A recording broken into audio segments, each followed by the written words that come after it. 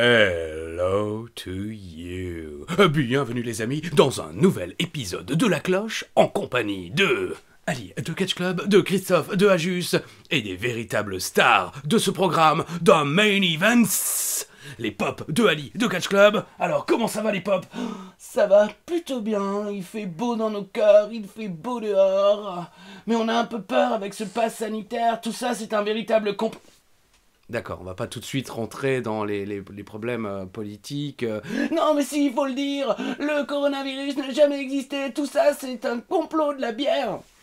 Franchement, la vanne a déjà été faite il y a 2 ans et demi, c'est un peu tard. Et alors on t'emmerde espèce de Ah d'accord, bon bah bisous. Je t'emmerde. Bon, eh bien bonjour Ali, bonjour à tous, excusez-les, je pense que c'est la réouverture des... j'allais dire des braguettes, pas du tout. La réouverture des... Non, des... Bar. Oui, non, mais avant, enfin d'abord, dehors. Terrasse. Ouh, ça commence bien, monsieur n'a même pas le mot de terrasse dans son vocabulaire. Terrasse, braguette, braguette, terrasse. On comprend directement. Baguette, boulangerie, croissant. Mesdames et messieurs, bonjour à tous et bienvenue à La Cloche. Alors j'avais plusieurs remarques pour ceux qui m'ont vu bugger lors de l'intro, c'est parce que je me suis retourné et je me suis rendu compte que juste derrière toi ça commençait à pencher dangereusement. Ah oui, Dangereusement. il y a effectivement, il y a Gohan Training Outfit et Master Roshi qui veulent visiblement se donner la mort. Et c'est déjà arrivé une fois, donc faites attention, peut-être que ça pourrait arriver lors d'un de ces épisodes de La Cloche. Il y avait également Corona, tu m'as fait penser, j'ai vu du coup... quelques My petits- life is not the money. The kind of family. Non. Free from the- C'était eux? Non, Ah, pardon. mais par contre dans Corona tu m'as fait penser les pauvres, là en ce moment il y a pas mal de pubs, notamment lors de Raw, etc. Ils ont dû embaucher Snoop et plusieurs gros noms. C'est vrai? Ouais, pour refaire Parce des qu'aux belles États-Unis, les gens sont un peu. Bah, c'est-à-dire que nous aussi, on est bien sûr très bêtes, hein, faut pas croire. Hein. On dit toujours les États-Unis où ils sont cons, pubs. mais ils sont plus nombreux. Donc il y a quand même proportionnellement un peu plus de cons que chez nous. Mais oui, du coup les pauvres, c'était avéré, ils avaient fait des sondages, la marque Corona avait clairement été moins consommée l'année dernière quand c'était sorti, etc. Et du coup là ils ont dû acheter plein de grandes stars pour faire des plein de bonnes pubs et j'ai l'impression que c'est bon, ça va se relancer. On se retrouve pour Ali l'épisode. qui- Je fais des prédictions sur le marché de la bière. 4,40, bien sûr. Ali qui boit de la bière, mais quasiment quotidiennement, ça se voit. Je veux dire, Alsace, bien le entendu. bierbuche, comme on le connaît. Hein. Donc, je pourrais raconter des anecdotes, mais on fera ça pour un épisode spécial. C'est-à-dire, il y a des menaces, hein, parce que... Ah non, pas du oui, tout, parce que des on- histoires on par l'a rapport à la jamais vu bière, ensemble, etc. enfin, Quand j'étais étudiant dans notre école à bière, on avait un jeu par rapport à ça, mais après c'est alsacien, donc peut-être que tu connais, c'est le trophée de la bière, c'est quand tu te mets en équipe 4 ou 5 personnes côte à côte, et en fait c'est cul sec, puis dès que t'as terminé, c'est à l'autre, c'est à l'autre, c'est à l'autre. Ah, non, Celui jamais qui est au bout doit faire une pinte, et après ça revient. Et donc il y avait des teams, il y avait des rivalités, il y avait des gimmicks, etc. On n'a jamais gagné. On En même se temps, retrouve... ils avaient le Ouais. boulet numéro 1, quoi. Ouais, Je veux dire, il fait la taille d'une pinte, c'est pour vous dire. On se retrouve pour l'épisode numéro 56 de La Cloche. On retourne en 2017 dans le programme habituel WWE. Oui, oui, c'est bon. On revient au catch, vous inquiétez pas. On revient au Il y a eu catch. des plaintes, on les a vu les plaintes. Donc, on va démarrer. On va se relancer juste post-SummerSlam. Je vais vous remettre dans la situation, vous expliquer un petit peu ce qui se passe au niveau des storylines, puis on va enchaîner avec 2 pay-per-view. Du côté de Raw, no merci. Du côté de SmackDown, Hell in a Cell. Et en fait, on citera également un fait marquant, parce que je sais que sinon on va nous engueuler dans les commentaires. La création de Undisputed Era, non? Bah ça on pourra le Ah, citer non, ok. également. Oui, parce qu'on a oublié, Juste il y a pour 2 dire épisodes. que c'est vrai qu'à la fin du NXT, on a Adam Cole qui fait son entrée, qui est rejoint par Bobby Fish et Kyle O'Reilly. Et du coup, c'est la Mais à mon création avis, de je pense que Undisputed Era. moi j'étais déjà parti pour, Ah. à cause des bouchons.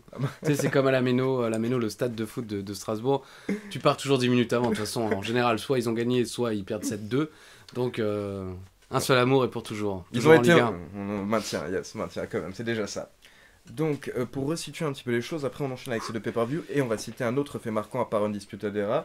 C'est bien entendu le Mae Young Classic, ce pay-per-view tournoi même, 100% féminin. Il faudra noter parce qu'il y a quelques premières lors de ce tournoi. Donc d'abord, pour resituer les choses, et après je laisserai bien entendu Christophe parler, Non, non.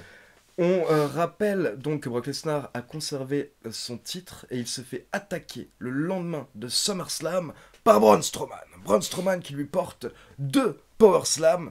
Et derrière, bien entendu, c'est confirmé par les officiels, on aura Strowman contre Lesnar, justement lors du prochain pay-per-view de Raw, no merci. On peut également citer John Cena qui revient du côté de Raw cette fois-ci, parce qu'il a terminé ses petites rivalités du côté de SmackDown. Là, il veut se lancer dans une grosse rivalité contre Roman Reigns. Ça va être la première fois que l'ancien visage de la WWE va affronter, on va dire, un petit peu le... Oui, c'était une, à l'époque, c'était une grosse rivalité. Mhm. Enfin, on sentait le côté c'est évidemment pas Hulk Hogan Rock, mais il y avait un peu ce côté passage de témoin. Et si je me trompe pas, il y a eu quelques échanges de promos assez sympas. Yes. Mais malheureusement, on a très vite vu les limites de Reigns. À Ou cette époque, en tout cas, on lui donnait des choses assez limites, je trouvais, à dire à Cena, parce que Cena lui répondait, mais mec, on m'a déjà dit ça 12 fois. Quoi. on est d'accord. C'est ça, hein. Imaginez-vous Cena maintenant, par exemple, contre le chef tribal, s'il y avait des échanges Ah de oui, promos. là, ça aurait, à mon avis, beaucoup plus de gueule. En plus, je pense que Reigns a liberté totale sur ce qu'il dit, avec sans doute le soutien de Polyman. Donc ça serait sans doute sympa. Mais à l'époque, je crois qu'il lui disait, voilà, t'es déjà un part-timer, tout ça. Et Cena, il lui disait, mais mec, J'ai déjà entendu. oui, et puis tu n'es là que pour le... Tu sais rien faire, tu sais pas catcher. Oui, on me dit ça depuis le début. Enfin, Non, c'est vrai. Mais en tout cas, la WWE, il y avait une grosse excitation, on va dire, par rapport au fait que ces deux noms se rencontrent. On va citer quelque chose par rapport à Sasha Banks, ça va être la 4e fois qu'on l'a dit dans ces derniers épisodes. Elle perd le titre.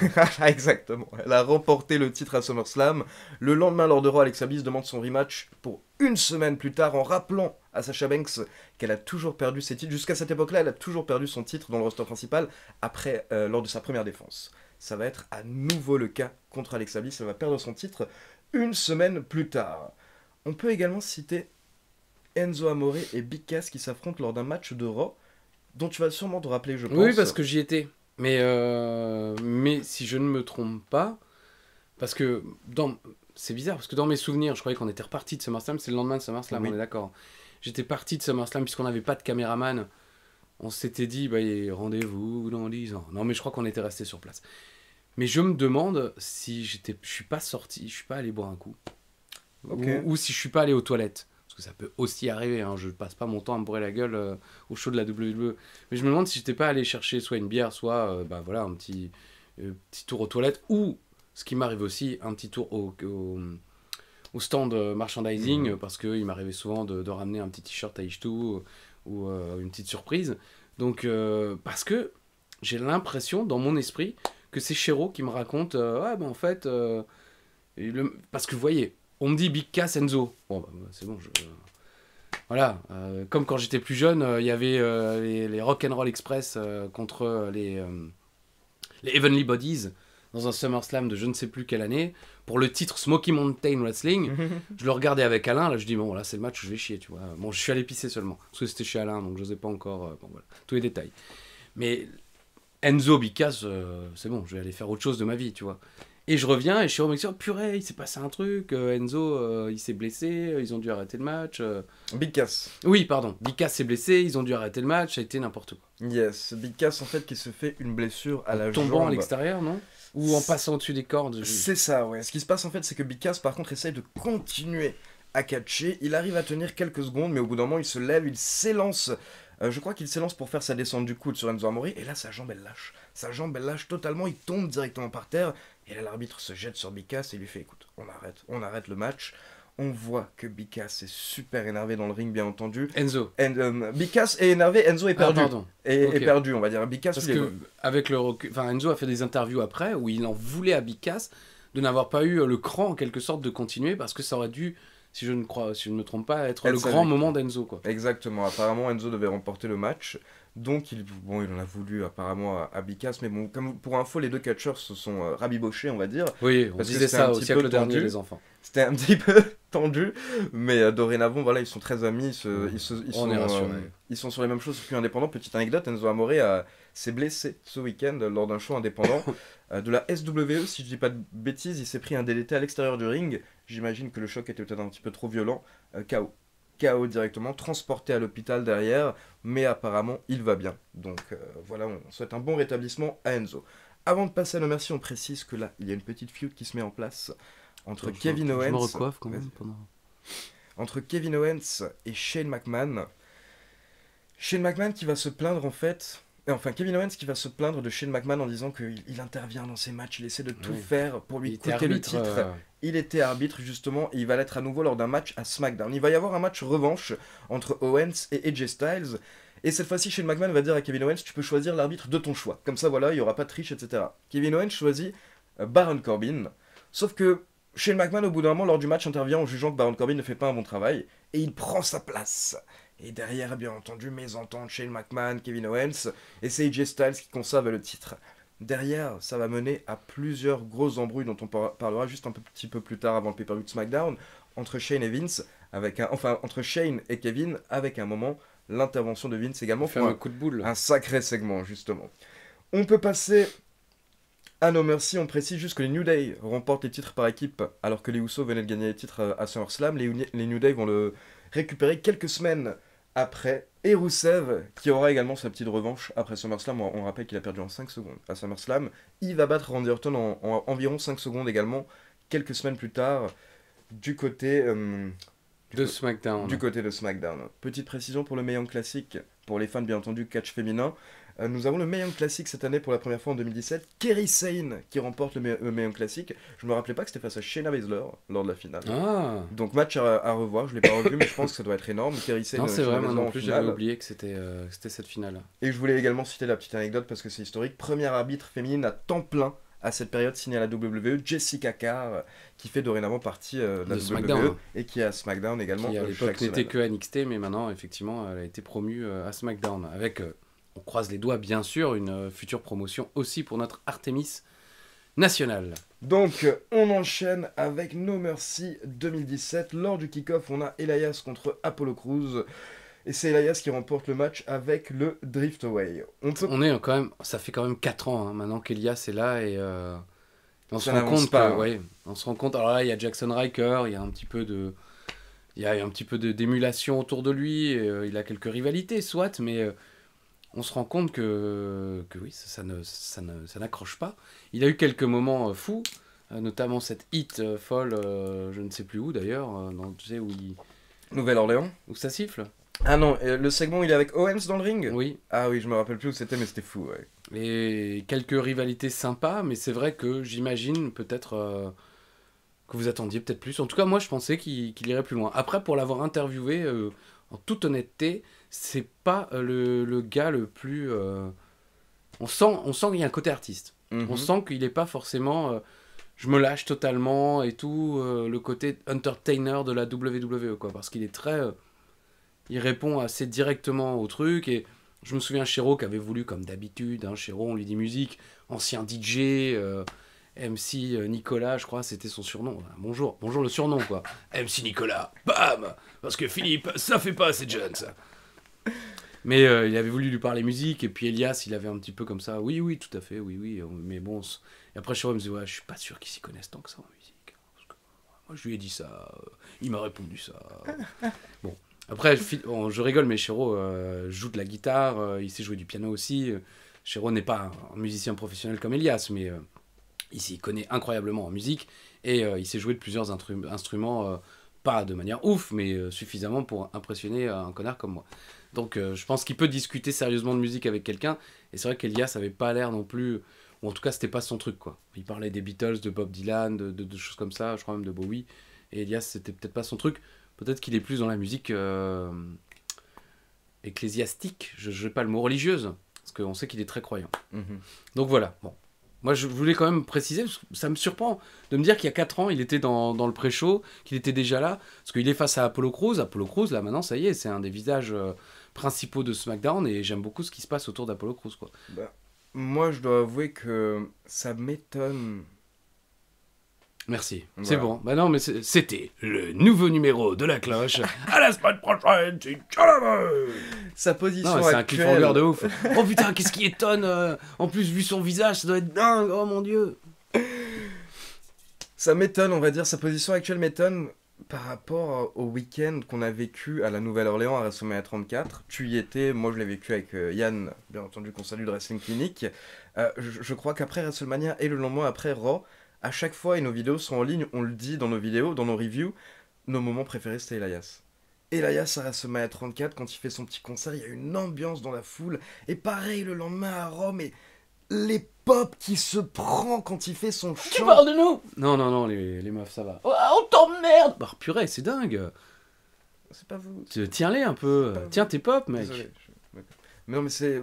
Je l'avais déjà cité, je crois, en plus, ce moment où c'est un moment où il dit WWE stands for, et là t'as le public qui gueule Walk with Elias, et lui-même il est gueulé par la manière dont... Il est choqué par la manière dont ça gueule dans le stade.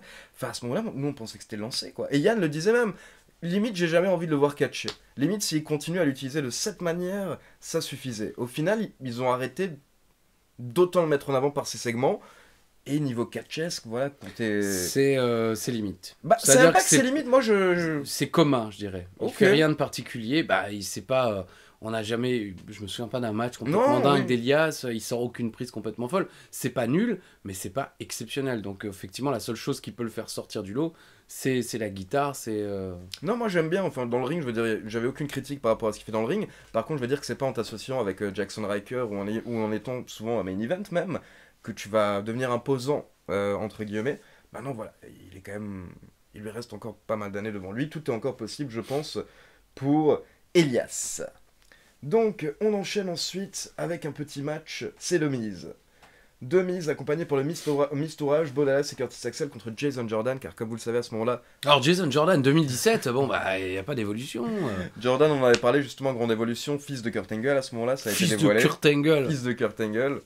Et du coup, de Miz qui se lance dans une rivalité avec lui. Là, il remporte le match, bien entendu, grâce à une intervention. Du Miz Du Miz Tourage, Tourage. tout à fait, conserve son titre de champion intercontinental. Jason Jordan aussi, grosse déception quand même. Hein. C'est malheureusement, bon, c'est les aléas de la carrière. Et aujourd'hui, il est officiel, mais c'est vrai que moi, je me dis, ils auraient jamais dû séparer Jason Jordan et Chad Gable. Chad Gable. Et bah, oh. C'était une sacrée équipe. Franchement, il y avait le potentiel de faire durer ça longtemps et de les faire évoluer jusqu'à ce qu'on se dise bon bah maintenant d'ailleurs le clash il se sépare et il y a la rivalité, tu vois, ils sont pas allés au bout. Je me demande même est-ce qu'ils ont été champions par équipe ensemble dans le roster principal. Une fois à Ils ont été SmackDown. champions une fois à SmackDown avec Chad Gable, mais c'est enfin voilà, il y avait moyen de faire durer ça quand même. Ils sont tous les deux talentueux et ils avaient une bonne complémentarité quoi. Bah, surtout qu'on voyait totalement Shelton Benjamin, Charlie Haas dans Mais le tout duo, à fait, je veux dire, à la carrément. base. Et voilà, Shelton Benjamin, Charlie Haas, c'était une excellente équipe. Team Angle, World's Greatest Tag Team, etc. Je veux dire, ça fonctionnait super bien ensemble, donc on avait le modèle. Par contre, ce qui est marrant, c'est qu'au final, le résultat était le même, un peu, on va dire, sur le long terme pour les deux équipes. L'équipe a été séparée au bout d'un moment comme ça, Charlie Haas et Shelton Benjamin aussi. Et au final, derrière en solo, ils ont jamais vraiment donné grand chose. Shelton Même quand si même. Shelton a eu quelques petites... Il Bush, arrive à Raw, il bat champion Triple IC, H, le Shelton Golden Benjamin. Standard, le Gold Oui, voilà. Standard. C'est voilà. après que ça, malheureusement, ça a un petit peu pédalé dans la semoule. Il est bien parti en solo et après, malheureusement, ça a un petit peu calé, quoi. C'est vrai. En tout cas, il y a eu quelques opportunités, mais oui, bon, on en attendait beaucoup plus de Shelton à la base. Oui, à oui, l'époque. carrément. Shelton, on pensait tous qu'il allait finir champion du monde. Yes. Après, il avait peut-être pas la facilité au niveau du micro. Il était c'est quand même un garçon, mine de rien, et c'est aussi pour ça qu'ils lui ont donné la gimmick avec sa maman. C'est un garçon, bon, je l'avais déjà évoqué dans un épisode de La Cloche quand il était venu à Paris.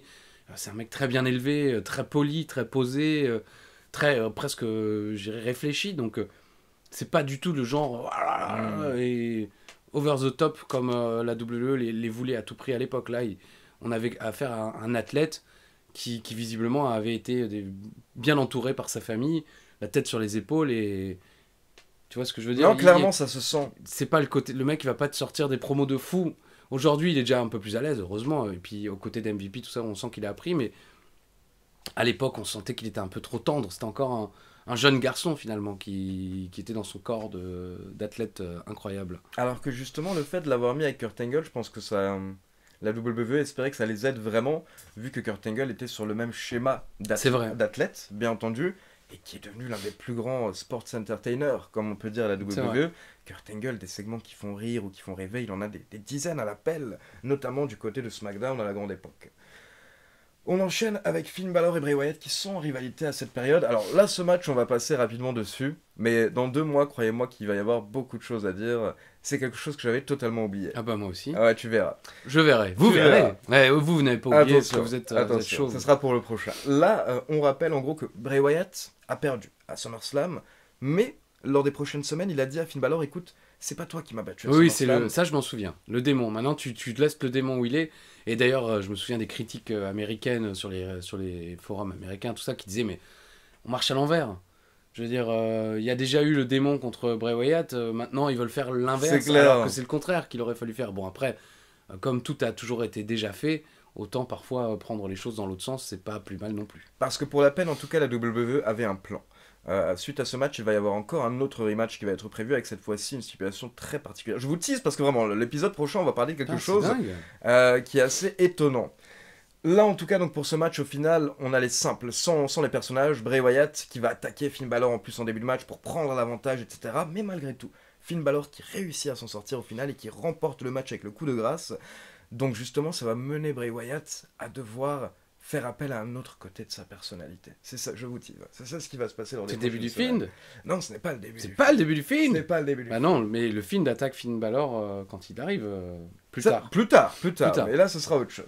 Purée, c'est dingue. On cite. Ah, je suis comme ça, moi, en tout cas. On cite. Nous aussi, on est comme ça, mais c'est pas pour les mêmes raisons. Complot, conspiration, Sami Zayn, on t'aime. Ah, je sais pas si t'as vu la nouvelle qui va arriver d'ailleurs bientôt, que j'ai commandée il y a quelques jours. Randy Savage. Non, c'est Rey Mysterio. Ah oui, j'ai vu. Oh, elle est magnifique. Bon, Effectivement. je suis à deux doigts de me commander aussi Randy Savage parce que on Mais m'a je la tagué. trouve pas si incroyable. Moi, le grand fan de Randy Savage, Bah, c'est y a pas une mes version- vêtements préférés de Randy Savage. Il y a deux versions en fait. Il y a une version en jaune Mhm. qui celle-là est déjà plus rare et qui est vraiment pas mal du tout. Et il y a une version aussi Diamond, c'est-à-dire qui brille de celle-là. Donc on cite juste également à ce moment-là Dean Ambrose et Seth Rollins qui remportent leur match face à Cesaro et Sheamus. Mésentente à la fin entre Sheamus et Cesaro qui mène à la victoire de 2/3 du Shield. Et ça pareil, lors des prochaines semaines, petit à petit, il faut savoir que il va y avoir des rapprochements entre les 3 membres du Shield cette fois-ci. Alexa Bliss qui conserve le titre dans un match à 5 contre Bayley, Emma, Nia Jax et Sasha Banks avec son finisher habituel, le Snap DDT. Je voulais juste rapidement quand même, Emma, grosse déception aussi quand même, hein, parce que très talentueuse, entraînée chez Lance Storm, alors c'est pas forcément un gage de talent incroyable, mais pour le coup, elle était extrêmement talentueuse. On sentait qu'elle avait la personnalité nécessaire pour faire des choses, et beaucoup l'ont remarqué, moi aussi, je pense que toi aussi, Eva Marie, son retour, c'est en fait ce qu'ils ont voulu faire avec Emma juste avant de la virer. Tu trouves? Bah non. C'était un peu le même genre de Pas à 50, vignette, ouais. évidemment, je veux dire, c'est pas tout à fait non plus le même J'avais oublié corps. ce petit passage où Mais elle avait changé à la fin, oui, c'est vrai. Evolution, c'est le même terme, c'est le même truc. Je pense que c'était parti pour la même chose, quoi. On verra si pour Eva Marie ça se passe mieux, hein, parce que pour Emma ça a été des semaines de vignettes et derrière. Bah, j'ai l'impression que pour Eva Marie, ça va être des semaines de vignettes et derrière. Justement, j'avais eu peur de la même chose pour Aleister Black. Ah oui, moi aussi, mais on est content, il est là. Ah, la 4 c'était assez. Franchement, plus que 4. Moi, je me disais qu'ils allaient nous refaire le coup de je suis enfermé dans la Ouais, cave. j'avais trop peur. Venez me Mais chercher. cela dit, il y a eu des dépenses de fait parce que je trouve que le côté graphique de toutes ces histoires racontées en ombre un peu chinoise, enfin, c'est pas de l'ombre chinoise, mais ces dessins noir et blanc et tout, C'était bien illustré. c'est vachement bien illustré. Je trouve que c'est très joli. Ça fait un petit peu presque Tommy Ungerer, qui était le dessinateur alsacien décédé aujourd'hui. Enfin bon, bref. Et je crois que c'est un peu dans l'air du temps. Bon, ils ont 2-3 ans de retard, mais j'ai vu pas mal de films indépendants d'horreur qui étaient un petit peu sur le même thème. Bah, moi j'aime bien, on va dire, la manière dont ça a été réalisé, produit. Par contre, et j'ai vu beaucoup de personnes chercher justement des théories de la signification Alors dans après, ces maintenant, histoires. c'est ça. Et moi, c'est ça. Avec la WWE, parfois, on Mais se dit, justement- est-ce qu'eux-mêmes savent? Mais... Est-ce que- Ah oui. Mais justement, du coup, je trouve ça dommage s'il n'y en a pas. Parce que j'aime beaucoup comme les fans se sont motivés par rapport à ça, à chercher des significations, etc. Ça me rappelle à l'époque avec Lost, par exemple. C'est ce que j'allais te dire. Mais justement, dans Lost, 90% Tu te des trucs, il rappelles n'y avait pas... Bah moi, j'ai vu que la première saison. Après, j'en ai Ok. eu marre. Mais j'ai cru comprendre, quand le dernier épisode a été diffusé, que c'était une arnaque totale. Arnaque totale. Et que, en fait, non, ils avaient aucune truc. Et ça, je trouve ça honteux. Moi, je suis pour... J'ai eu la même chose avec Oz. Les dernières saisons, ça part un peu en vrille. T'as cet ancien acteur de... celui qui est décédé il y a 2 ans, là, qui a le même nom que Chandler. Le vrai nom de Chandler. Perry, Matthew Luke Perry. Luke Perry. Luke Perry avait été dans Oz, la série sur les prisons. Et, il jouait un rôle un petit peu de prédicateur et de ça. Et un jour, il disparaît du jour au lendemain dans la prison. Et plus personne ne le trouve et on sait plus ce qui se passe. Et il y a un côté un peu surnaturel. Enfin, j'ai gardé ce souvenir. Hein. Je n'ai jamais revu la série. Donc, si vous l'avez vu et qu'il y a une vraie explication, bah pardon. Ou spoiler. Mais bref.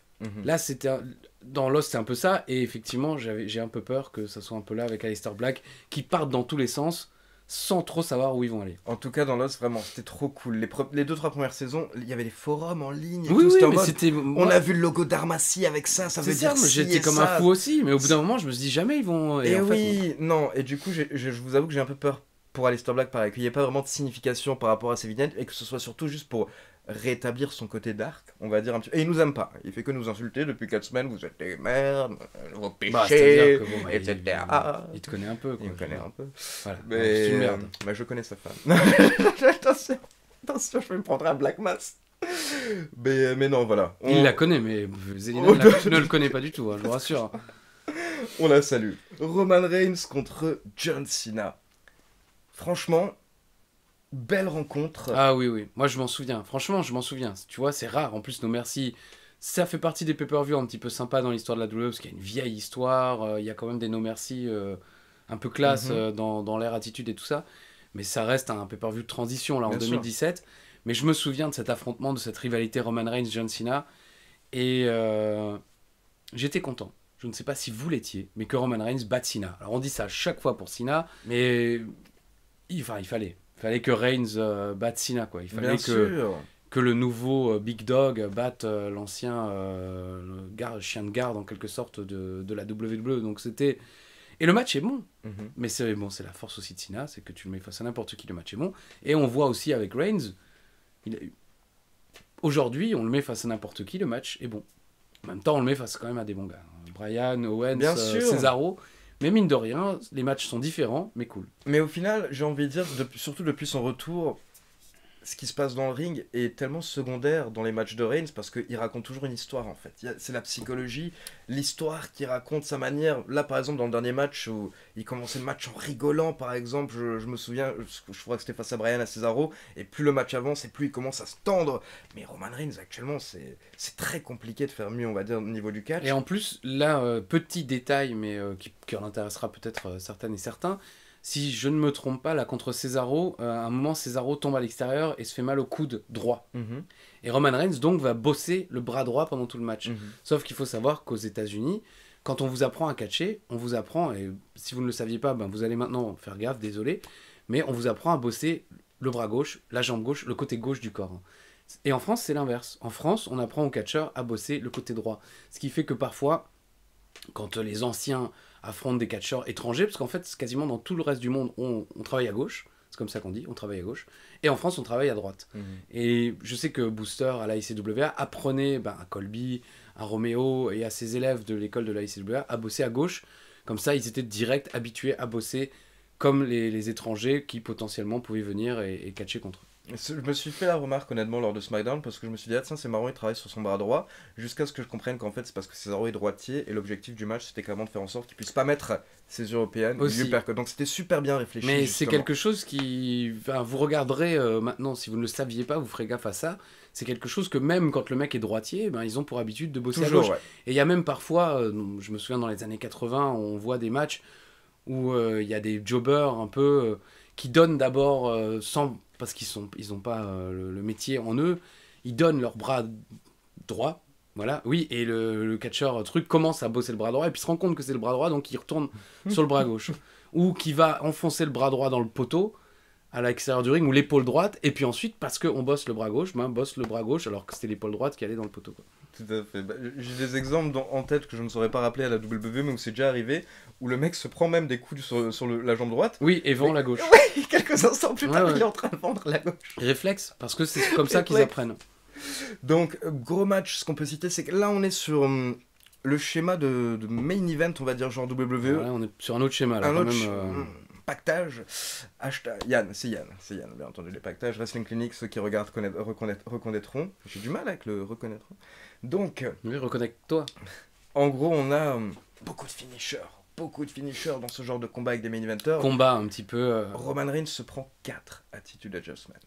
C'est quand même énorme. C'est justement pour montrer qu'il est invincible. Donc à la fin, Cena en enchaîne 2, mais malgré tout, au final, Roman Reigns se relève, Superman Punch, expire pour la victoire. Et derrière, on a un petit moment où on a John Cena qui vient, Ouais, mais ça. lève le bras de Roman Reigns. Et après, il part la tête un peu basse, non? Genre, c'est son dernier match. Est-ce qu'il nous refait pas le coup? Parce que j'ai l'impression qu'il nous l'a fait 17 fois. Alors, ce j'ai truc-là, pas quoi. regardé son départ du ring, donc je saurais pas dire exactement, mais...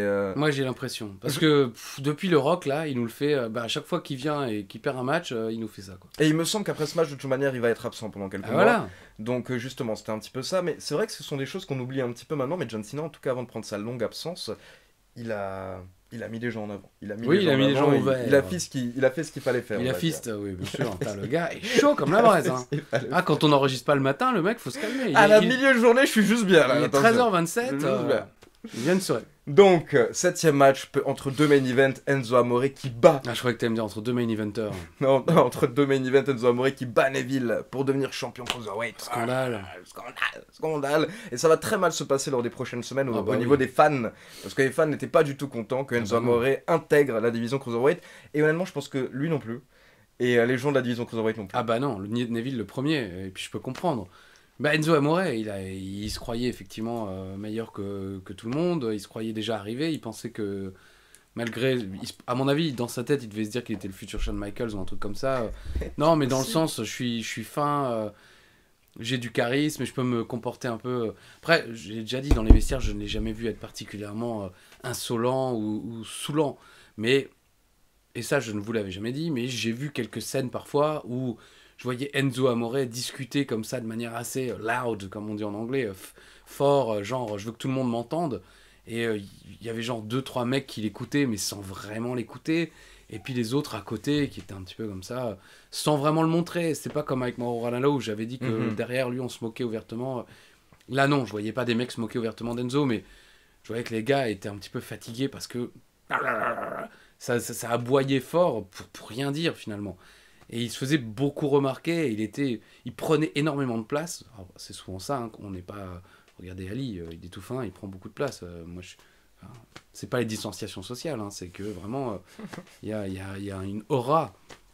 Bon bref, donc il donnait un peu le bâton pour faire se battre, je pense. Il n'était pas très bon en intégration question communauté. Vous voyez ce que je veux dire ?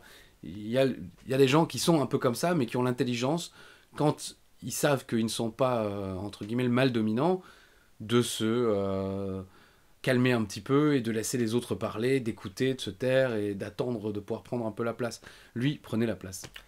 Je pense qu'il y a un moment où tu commences à exploser dans le roster principal. Tu commences à toucher des gros chèques par rapport à ce que tu touchais à NXT. Et comment dire, t'as Triple H dans ta poche. Oui, c'est sûr que ça donne la confiance. Tu prends forcément la confiance, et puis honnêtement, pour avoir regardé des segments, et je sais, comme j'en ai parlé, beaucoup de personnes en ont regardé également sur Twitter, vous m'avez tagué dans certains posts en disant, mais regardez ces Oui, il est over. La plus grosse pop du show à ce moment-là, c'est Enzo Amore et Big Cass. Oui, mais alors là, on fait long sur quelque chose qui n'est pas très important, c'est vrai, mais ça me rappelle la fin des années 90, où tu avais des Major Guns, par exemple, qui... se considéraient comme main eventer de Nitro, avaient des exigences salariales sous prétexte qu'elles recevaient les plus grosses pop de Nitro. Mais après, force est de constater qu'évidemment, c'est vrai qu'elles recevaient des pop énormes, mais c'était très court dans le temps. Enfin, c'était l'entrée, boum, elle a des seins énormes, ouais. Et voilà, et elles voulaient être payées autant que Kevin Nash, autant que Goldberg. Et elles disent, c'était dans un documentaire que j'avais vu, je ne sais plus lequel, mais qui était assez intéressant, qui retrouvait quelques anciennes gloires de la WCW qui n'étaient plus dans le business et qui leur demandaient un petit peu leur avis sur cette période. Et Major Guns, justement, disait, ouais, moi je comprends pas pourquoi je n'étais pas payé comme Goldberg ou Kevin Nash. Sans sexisme aucun, je suis à 200% pour l'égalité salariale entre les hommes et les femmes, évidemment, à boulot similaire, à poste similaire, à compétences similaires, ce qui malheureusement est pas du tout le cas aujourd'hui. Mais là, en l'occurrence, il faut Major Guns, certes, attirer des téléspectateurs, donc ce qui fait qu'elle était sans doute très très bien payée pour le peu qu'elle produisait, mais je ne peux pas imaginer qu'elle puisse être autant payée que Goldberg ou Kevin Nash. Et là, c'est pareil pour Enzo, il avait des grosses pop, mais c'est pas John Cena, c'est pas Reigns. Tu peux pas construire ton entreprise autour de Enzo Amore, quoi. Ça m'étonne vraiment en fait que Major Guns pense ça, parce que moi, étant gosse à ce moment-là, je voyais vraiment ça avec des yeux de gosse, c'est-à-dire qui sont des jobbers, qui sert à rien, qui est une star, etc. Major Guns, elle avait aucun rôle à part juste venir accompagner les catcheurs. Si, mais ça, il y a eu la même chose à la WWE avec Sable. C'est ce que j'allais dire, parce que par contre, tu vois, j'avais comparé ça avec Sable. Sable, qui apparemment, en plus, c'était pareil, elle voulait aussi également être mieux payée, etc. Par contre, Sable avait beaucoup plus d'importance dans le show par rapport à une Major Guns. Parce que la WWE était beaucoup mieux organisée que la WCW et savait capitaliser. La WCW c'était un paquebot en train de couler, donc ils avaient quelqu'un qui fonctionnait, ils l'envoyaient un truc, mais ils ne savaient pas créer autour de l'envie et du... Enfin, voilà, ils ne savaient pas marketer Alors leur que personnage. Sable, c'était une des plus grandes stars C'est vrai, de la mais fédération à ce moment-là. oui, mais c'était quand même pas, c'était pas non plus The Rock et autres. Cela dit, quand Sable apparaissait à la télé, les codes d'écoute, comme on dit au Québec, les audiences augmentaient. Tout à fait. C'est un fait. Mais c'était pas non plus le Rock ou Stone Cold, quoi. Passons au main event. Allez, Main event typique, bien entendu. Big Man, Brock Lesnar qui Quand défend même. son titre face à Strowman. match qui dure 20 secondes de moins que Enzo Neville, quoi. Bon, Mais j'étais heureusement, t'as étonné. Cena Reigns qui dure 22 minutes. J'ai été étonné quand même 10 minutes pour un match de Strowman, mais voilà, ils vont faire... C'est quasiment le match le plus court du show principal. Quasiment. Ah, Bon, il y a à pas une mal de minute matchs près. ouais, autour des 10 minutes, mais ça va être un match typique de Lesnar, sauf que vu que Strowman est vraiment impressionnant, il va pouvoir placer un ou deux power slams pour légèrement ralentir Lesnar lors du match. Mais au final, au bout de 10 minutes, Lesnar contre un dernier power slam avec un F5 pour la victoire. Donc Lesnar conserve le titre. Fallait en tout cas parler de ce pay-per-view, notamment pour Finn Balor et Bray Wyatt, et pour Dean Ambrose et Rollins qui continuent leur parcours. On passe à SmackDown, et donc avant de passer au pay-per-view, juste deux petites choses à citer. Comme tu l'as dit juste avant, on a Kevin Owens et Shane McMahon, à ce moment-là, ça chauffe entre les deux. Ce qui fait qu'à un moment, en fait, Shane McMahon attaque Kevin Owens. Donc Shane McMahon, pendant quelques temps, il est banni de SmackDown. À la place, c'est son père qui vient confronter Kevin Owens. oui, parce que Shane McMahon agresse dans Oh. le parking, non Voilà, Au exactement. moment où il arrive, il lui balance, je crois, il le balance directement dans la vitre d'une voiture, non Mhm. Je crois. En Je tout me cas, souviens une de grosse ce- bagarre en coulisses. Je le disais à l'époque, hein, pour une fois que Shane McMahon arrive à l'heure, parce que Shane McMahon, il arrivait toujours au bout d'une demi-heure de show, il Normal. partait direct. Enfin, ils ont une manière de présenter Shane McMahon, j'ai du mal à... Parce qu'en général, ils le présentent comme le gentil de l'histoire, mais en vrai, moi, je suis le méchant, donc j'insiste sur les points un peu couillons. Mais là, c'est tout simplement le mec arrive en retard, il fait n'importe quoi, il se comporte comme le dernier des connards, et on est censé l'apprécier. Je trouve ça un petit peu contre-productif, quoi. Shane, qui est absent donc pendant l'épisode, son père qui vient confronter Kevin Owens. Et là, on a le droit à ce segment que vous pouvez également trouver sur YouTube. Vous tapez Kevin Owens, Vince McMahon. Où les deux sont face à face. Kevin Owens parle un petit peu de la famille de Vince. Et d'un coup, il lui met un énorme coup de tête. Et est-ce que ça coïncide pas avec un angle au Japon où il y a eu coup de tête également et l'un des catcheurs a fini aux urgences à l'hôpital? Alors, Il me semble que c'était genre un mois après. Et Bah- tout le monde disait, mais ils sont bêtes ou quoi? si je dis pas de bêtises, je crois que ça coïncide, c'est quelques mois après l'accident de Shibata.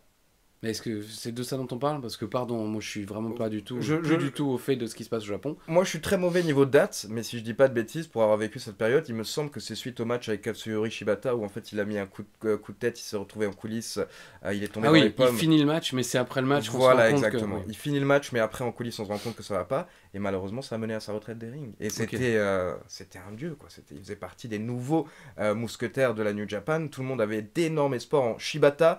Les nouveaux trois mousquetaires de la New Japan, c'était Shibata, Tanahashi et Nakamura. Malheureusement, Shibata est à la retraite et Nakamura a quitté la fédération, ce qui avait été vu comme un énorme coup de poignard, bien entendu, à l'époque à New Japan. Donc c'est dommage parce qu'il est resté que chez Tanahashi. Mais oui, je crois qu'Owens avait dû justement faire un petit tweet en disant, alors en toute honnêteté, il n'y avait aucun rapport entre les deux. Ah, mais cela dit, c'était c'est mal vraiment... placé. oui, et... pardon, excusez-moi, hein, possible que ce soit la dernière cloche, je suis en train de périr. Il y avait peut-être aucun rapport, mais là on parle de catcheurs japonais, donc de mecs quand même un petit peu entraînés et dans la force de l'âge.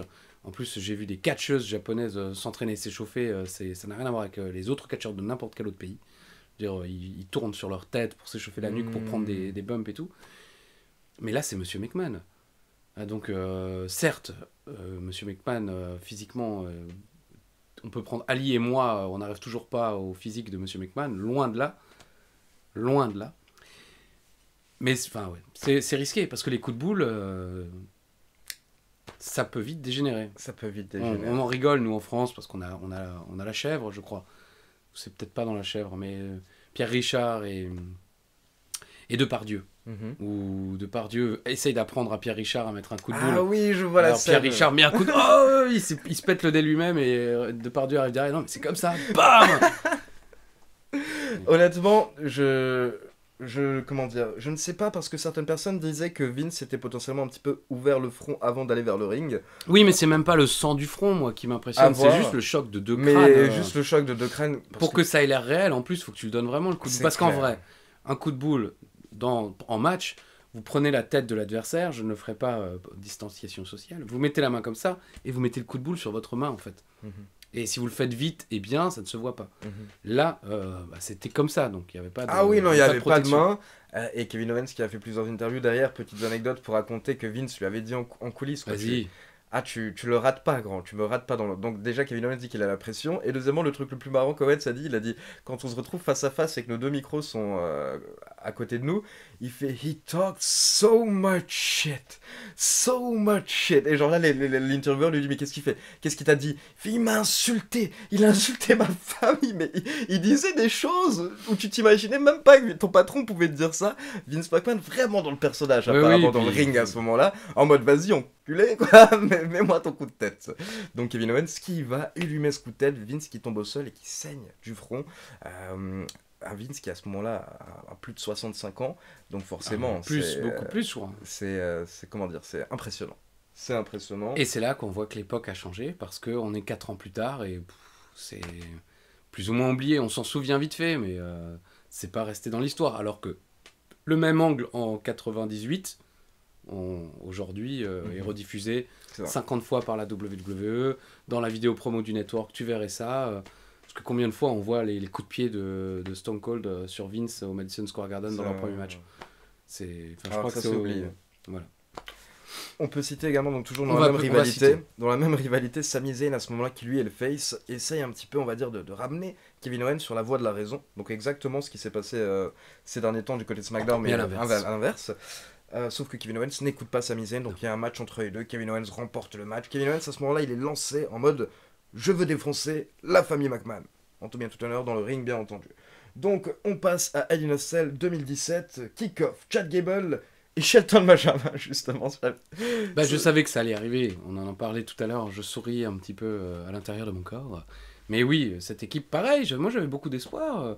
C'était une très bonne idée que de faire revenir Shelton Benjamin, qui je crois était déjà là depuis plusieurs mois et il n'en faisait rien, et de le mettre avec Chad Gable, justement, une sorte de remake de la World Greatest Tag Team, et puis permettre à Chad Gable de s'affirmer en plus, parce qu'il a une sacrée personnalité, Chad Gable. Ça paraissait logique, oui, c'est clair. En Et tout cas, ça partait l'association. vachement mieux que les New Rockers, par exemple, Mhm. Al Snow et Marty Jannetty, quoi. Bah là, À ça marche l'efficacité. bien. Victoire donc contre les Eyebrows Ouais, en environ Hey 10 Bros, minutes. Hey Bros. Eyebrows. Mojo Rawley, ça l'est, il est plus là, Mojo. Ça y est, il est plus là. ouais. Enfin, ça y est, Enfin, oui. j'y vais aucun mal. Mais hein, parce qu'on Mojo, était étonnés un petit il peu. y a quelques c'est vrai. épisodes, oui, on se disait, alors, qu'est-ce qui se passe? Mais non. Mojo, Non, bisous. malheureusement, il est parti également. On passe à la carte principale. On a le droit à un Hell in a Cell match pour les titres de SmackDown et encore une fois. Je crois que celui-là est classe, Ah non ouais, énorme match Et pour je me les titres demande par équipe. si Jimmy, Non, Jay, on l'a interviewé avec Philippe il y a quelques mois, nous avait pas donné ce match comme son match préféré, je crois.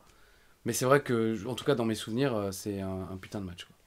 Bah, tu sens en fait que ces catcheurs, ça... Et moi c'est pour ça que j'aimais beaucoup les rivalités entre les Usos et les New Day à cette époque, parce que c'est la période où j'ai beaucoup commencé à regarder tous les contenus que faisait Xavier Woods sur sa chaîne, notamment Up Up Down Down, etc.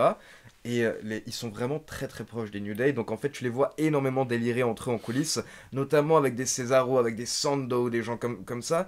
Et du coup après tu dis quand tu les vois dans les rings comme ça, pour eux ça doit être trop cool de feuder ensemble parce qu'ils Oui. s'adorent. Ils s'adorent les types, les New Day et les Usos, et ça se ressent à travers leur match. Là en plus Hell in a Cell, donc match extrême utilisation de multiples armes, et ça se termine avec le Uso Splash avec des chaises sur les membres des New Day pour la victoire. Donc les Usos qui récupèrent les titres par équipe, qu'ils venaient juste de perdre à SmackDown quelques semaines auparavant. C'est l'un des matchs qu'on peut vous conseiller sur cette carte. Oui. Ensuite, on a Randy Orton contre Rusev. Là, on va dire que c'est leur premier vrai match, en fait. Parce que le premier match a duré 10 secondes. Oui. Orton, deuxième match 10 secondes, Rusev. Donc cette fois-ci, c'est le premier vrai match, et c'est Orton. Rien de particulier à dire. À la fin, on a une petite séquence, Orton qui tente un RKO, Rusev qui le compte pour essayer de porter The Accolade, mais Randy Orton qui recontre pour au final placer le RKO pour la victoire. On a une petite rivalité à 3 à ce moment-là avec Corbin, AJ Styles et Ty Dillinger pour les titres des États-Unis. Et Corbin qui va utiliser la tactique habituelle, on va dire, dans un match à 3. À la fin, AJ Styles prend l'avantage en portant le phénoménal forearm sur Ty Dillinger, mais là Corbin rentre sur le ring, il jette AJ Styles. Une fin quand même très usitée. Je veux dire, c'est peut-être l'une des fins les plus usitées des matchs à plusieurs de cette dernière décennie. On l'a vu encore là avec Lashley. qui conserve effectivement à WrestleMania Backlash. Ouais, c'est une fin quand même trop, à mon avis, C'est ça, un usitée peu. parce qu'on finit par s'y attendre. quand on voit... Bon, encore que là, on s'y attendait peut-être pas forcément parce que c'est un nouveau champion. Mais quand on a le champion comme Lashley, qu'on ne voit plus pendant de longues minutes et qu'on voit que tout d'un coup quelqu'un fait péter son finish, on se dit, bon, dans 2 secondes, effectivement, le champion va arriver et, hop, et c'est souvent le cas, quoi. Bah, le match entre Lashley, McIntyre justement et Strowman, c'était vraiment un peu tous les clichés où t'élimines un mec à un moment pendant Oui, très bah, longtemps. c'était très usité aussi avec Lesnar. On l'a vu au SummerSlam il y a le 2017 où Lesnar va en coulisses pendant presque tout le match et revient à la fin pour gagner, quoi. C'est vrai. Donc, ensuite, Charlotte Flair qui bat Natalya par disqualification. Pour info, car Natalya attaque Charlotte Flair à la fin du match avec une chaise. Et Natalya qui était championne de SmackDown encore à l'époque. Hein. On l'oublie, mais elle a été championne de SmackDown. Moi, j'avais oublié. On en a parlé dans... Non, mais c'était pas une vanne. Hein. Mais c'est vrai, je pense à Becky, je pense à Oui, à on se Bliss. souvient pas des grands règnes de Natalya, quoi, ouais, Non. c'est clair. Non, Mais avec ce titre par équipe, je pense que ça peut changer. Même si les titres par équipe, tout le monde s'en fiche un peu, je crois que quand même là... Au moins, c'est une équipe plus ou moins solide. Oui, on et va puis dire. il y a une bonne alchimie, je trouve. Hein, enfin... Et on ne comprend toujours pas pourquoi le public a popé pour Tamina. Donc Mais à non, WrestleMania, aussi on ne comprend, parce que sait c'est cool pas de voir ce qui s'est Tamina, passé. Si vous avez des explications dans les commentaires. Mais je pense que parce qu'elle est touchante quand même. Les gens n'aiment pas forcément son catch, elle est là depuis longtemps. Bah, les gens détestent Nia Jax parce qu'elle a soi-disant tendance à blesser. Bon, c'est vrai qu'elle a blessé quand même pas mal d'adversaires. Mais ça a fait la carrière de Becky. Sans cette blessure, pas sûr que Becky Two Bells eût existé. Mais Tamina, elle est là depuis longtemps. Elle a un côté, elle est touchante. C'est une jeune femme très sympa, très simple. Enfin voilà, ça fait partie des jeunes femmes qui toujours gentille avec nous, qui vient quand elle nous voit aux États-Unis, eh ben elle va venir nous voir d'elle-même. C'est pas juste nous qui allons lui dire bonjour et par politesse elle nous répond. Non, elle va faire les 3-4 pas. Hey, les gars, comment vous allez? Alors quoi? Enfin ça, c'est une bonne personne. Non, moi j'avoue qu'elle m'a touché. Ah, alors où? Est-ce que tu veux porter plainte? Enfin, est-ce que tu étais consentant? Parce que l'histoire, ça va d'être à WWE depuis quasiment 10 ans et de jamais remporter de titre. Et enfin pouvoir avoir une ceinture. Franchement, c'est con. Hein. On dit souvent les ceintures sont des accessoires ici et ça. Mais au bout d'un moment, quand t'es là depuis 10 ans, quand même, ça doit faire plaisir d'être considéré comme champion. Bah, bien sûr, oui, c'est comme un acteur. Moi, je me souviens d'Aroussin, qui est un acteur français assez célèbre, qui avait fait tous ses films dans les années 90 avec. Comment il s'appelle? Qui est mort l'année dernière, mince, purée. Jean-Pierre Bacry. Il était souvent des films de Jean-Pierre Bacry ou des films de Guédiguian. Ça, je pense pas que tu connaisses. Ah non. C'est un réalisateur qui faisait jouer sa femme dans le rôle principal, autour du Sud. Bon, et il jouait beaucoup dans ses films. Et tout d'un coup, au début des années 2000, il a commencé à avoir des premiers rôles. Ça n'a pas duré super longtemps, mais on sentait un petit peu que le monde du cinéma se disait, bon, bah, c'est un acteur extrêmement talentueux, il a joué plein de choses, allons-y, donnons-lui pendant quelques temps des premiers rôles, et puis il a enchaîné les premiers rôles, les films marchaient, je pense, plutôt bien. Mais voilà, je pense qu'il était très heureux de sa carrière, très fier de sa carrière, mais ça doit faire quand même quelque chose de se dire que le business te reconnaît comme un travailleur méritant et tente le coup avec toi, quoi. Et c'est un peu ce qui se passe dans le catch quand on vous donne une ceinture après tant d'années, c'est qu'on se dit, bon, jusque-là, t'as super bien bossé, on n'a jamais vraiment été jusqu'au bout avec toi, on va tenter le coup, ça passe ou ça casse, tant pis, on reviendra dans l'eau frais avec Jean Dujardin ou je ne sais quoi. Enfin. J'avoue. Non, mais c'est vrai que de ce côté-là, je suis assez contente même pour Tamina, mais je reste très étonné de la pop qu'elle a reçue à WrestleMania cette année, mais ça fait plaisir pour elle. On continue avec Jinder Mahal qui conserve le titre face à Shinsuke Nakamura. Du Mahal classique. Comme je vous l'avais expliqué, Mahal, la plupart de son titre, c'est un Calas qui sort de nulle part, la plupart de son règne. Donc là, ce qui se passe, c'est qu'il essaie de fuir à la fin du match. Shinsuke Nakamura le rattrape. Donc Mahal remonte dans le ring. Et ça aussi, c'est typique du catch. Quand tu remontes dans le ring avant ton adversaire, bah, du coup, quand lui remonte, tu lui mets un petit coup de pied pour reprendre l'avantage. Et Calas derrière, bim, c'est gagné. Donc Mahal qui conserve le titre. Bobby Roode qui bat Dolph Ziggler en trichant. Alors que Roode, et Dolly Dogs. Ils ont la rivalité avant d'être en équipe. Qui se retrouvent déjà à ce moment-là. Ziggler qui est un petit peu le mec, on va dire, qui veut pas accueillir les jeunes nouveaux talents, qui pourraient lui prendre sa place du côté de SmackDown, etc. Oui, donc mais on l'a déjà évoqué, il est tellement bon et facile à catcher que c'est le mec, tu le mets face aux nouveaux pour les tester en quelque sorte, quoi. Exactement. Et du coup, en fait, là, Roode triche quand même légèrement, on va dire, à la fin, en retenant le pantalon de Ziggler pour emporter le match, ce qui fait que Ziggler n'est pas content, et après le match, il attaque. Axel n'était pas content non plus. Il attaque Roode, on salue Axel. 8e match main event de la soirée, ce Hell in a Cell 39 minutes, mais c'est dingue. Kevin Owens mais qu'est-ce qui s'est passé? Shane McMahon. 39 honnêtement, minutes 39 minutes. Même moi, j'ai pas eu la foi de regarder tout le match. J'ai avancé un petit peu de temps en temps. C'est comme ça que vous avancez.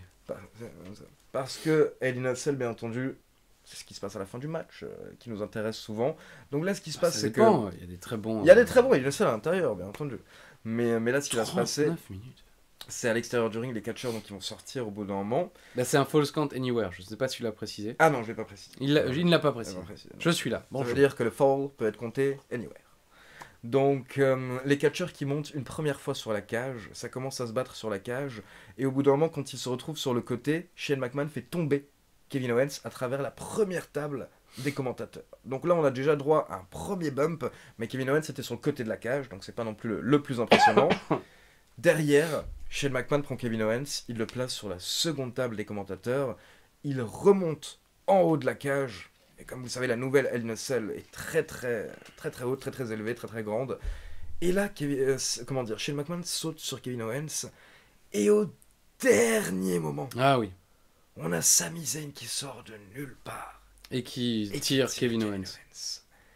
C'est Et vrai. franchement, Ah, j'avais oublié, mais c'est vrai. ce moment est choquant. Et en plus, j'ai entendu Sami Zayn en parler lors de plusieurs interviews. Et il explique que lui-même, et ce moment a failli le faire vomir, limite de stress. Parce qu'il me dit...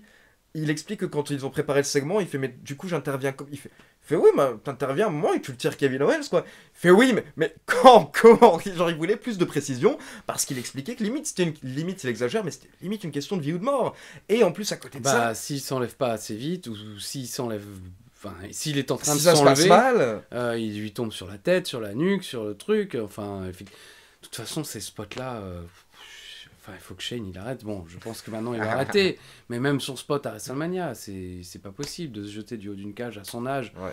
Comme ça, flat, comme on dit en anglais, quoi. Direct dans le ring, fait de bois et de métal. Parce que quand on voit les mecs de 150 kilos tomber, on voit le ring s'affaisser, on se dit, ouais, bon, ça va. C'est comme quand on va là, on est en gym au lycée et qu'on a trampoline. C'est le meilleur jour de l'année quand il y a trampoline. Ouais. Et on fait des saltos et tout, et on tombe sur des trucs mous. Mais le ring, il est pas mou. Le ring, 6 mois où Ali, on tombe, il s'affaisse pas. Hein, ça fait juste mal. Et pour eux, ça fait mal aussi. C'est juste que ça s'affaisse parce qu'ils sont lourds. Mais... Non, bref. Non, en tout cas, il a vraiment eu la chance de s'en être sorti sans blessure à WrestleMania, mais surtout, comme tu l'as dit, on parlait récemment de ce genre de catcheur, et on va en parler également dans le prochain épisode, qui catche moins, ce qui fait que du coup, justement, ça rouille un petit peu. Oui. The Undertaker, on avait parlé. Shane, c'est un mec, c'est pas comme au début des années 2000 où limite il catchait tous les mois. Aujourd'hui, quand tu reviens une fois par an pour te prendre en plus un bump comme ça, ça doit exploser ton corps. Ça doit exploser ton corps. Donc nous c'est pour son bien qu'on dit ça, bien entendu, à chaque fois. C'est qu'il a fait assez. Il en a fait assez. On a un best-of de 3 heures. Oui, on des voit plus tes grands gosses bumps. maintenant, c'est bon, on voit tes gosses. Ah oui, ils ont là. Bah oui, pousse-les. Ils sont petits, ils peuvent pas. Les petits, ça a 9 vies comme les chats. Exactement, donc on voit tes gosses. Mais voilà, c'était juste pour citer ce saut à la fin, et bien entendu derrière Kevin Owens qui effectue le tombé sur Shane McMahon et le gros câlin Kevin Owens et Zayn. Mais c'est le timing Et à ce moment-là. est-ce que c'est pas ensuite, c'est pas cette rivalité qui va mener au retour de Daniel Bryan? On se dirige en tout cas vers le WrestleMania où derrière il va y avoir le 2 contre 2. Bah oui, Donc, c'est ça. Donc je pense que c'est la naissance, on va dire, oui, les premières graines. de ce Owens, Zayn qui pourrissent la vie de Shane McMahon à deux. Après, ils vont se faire virer aussi. Ils vont se faire virer aussi à un moment. Ils vont arriver à Raw. Enfin bon. En tout cas, moi, c'est pas une rivalité que je garde particulièrement dans mon cœur. Je trouve dommage. Je comprends. Je pense pour Kevin Owens et Sami Zayn, c'est sympa quand même de feuder avec Shane McMahon qui reste un nom légendaire, un des derniers noms légendaires qui peut encore faire des trucs, mine de rien, parce que Stone Cold, tout ça, toute cette époque, l'Undertaker, ils sont plus trop en état, Shane n'est plus trop non plus, mais il fait des trucs quand même.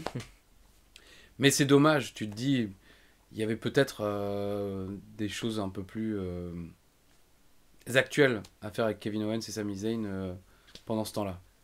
J'ai l'impression que, comme dit, quand tu affrontes Shane, c'est quand même un tampon en mode, écoute, toi, tu fais partie de nos MVP dans la fédération, on va dire. Si on te met contre Shane McMahon, ça veut dire qu'on compte sur toi. Parce qu'affronter Shane McMahon, c'est quand même une très grosse affiche. C'est flatteur. C'est flatteur, voilà. C'est pour ça que ça va peut-être pas forcément faire avancer ta carrière de ouf, on va dire, au niveau des storylines ou pour les titres, etc. Mais par contre, dans ta carrière, c'est un beau petit chapitre. C'est comme quand on l'avait cité Shane McMahon et Jay Styles.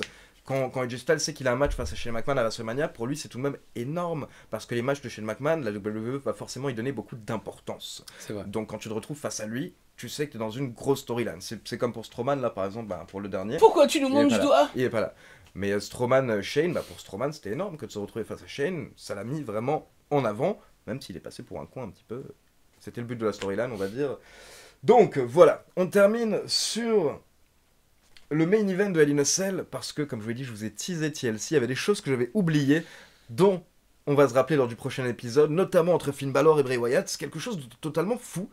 Et il va y avoir également pas mal... De quoi, purée? Et il va y avoir également pas mal de choses inattendues. Des changements de dernière seconde, à la dernière minute, Ah on oui, va dire, ça, oui. par rapport à TLC. Donc on en parlera lors du prochain épisode.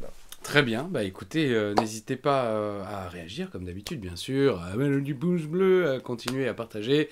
Sachez également que vous pouvez retrouver le replay du live du coffre Catch, où nous avons fait la review de December to Dismember, le premier pay-per-view de la ECW version WWE, bien sûr. Et puis, je n'ai plus qu'à vous souhaiter une merveilleuse semaine. Hein, prenez soin de vous, profitez du beau temps. Allez boire un coup avec modération, même si ce n'est pas à moi de vous le dire, au contraire, bourrez-vous la gueule, allez-y, vomi et compagnie, tout le monde adore ça. On se fait du bien de vomir par-ci par-là, ça. Voilà, les gens parlent de la détox, mais non, la détox, non. Là, voilà, tout. En tout cas, ne retenez pas, si vous sentez que Ah c'est non, j'ai un ami qui fait la technique de l'aigle, comme dans Olive et Tom, c'est le ballon qui monte et qui redescend, Bien donc sûr. en fait c'est comme le vomi monte et il ravale. Ah non. C'est la non, technique non, de non, l'aigle. non. Il vaut mieux évacuer. Donc, Et il va aussi, hein. Il vomit, y'a pas de problème, tac tac, one hand. Non, ECW, December to Dismember, super. Bon, je termine, je vous souhaite encore une fois une bonne semaine et je vous dis à la semaine prochaine, si Dieu le veut. Bisous.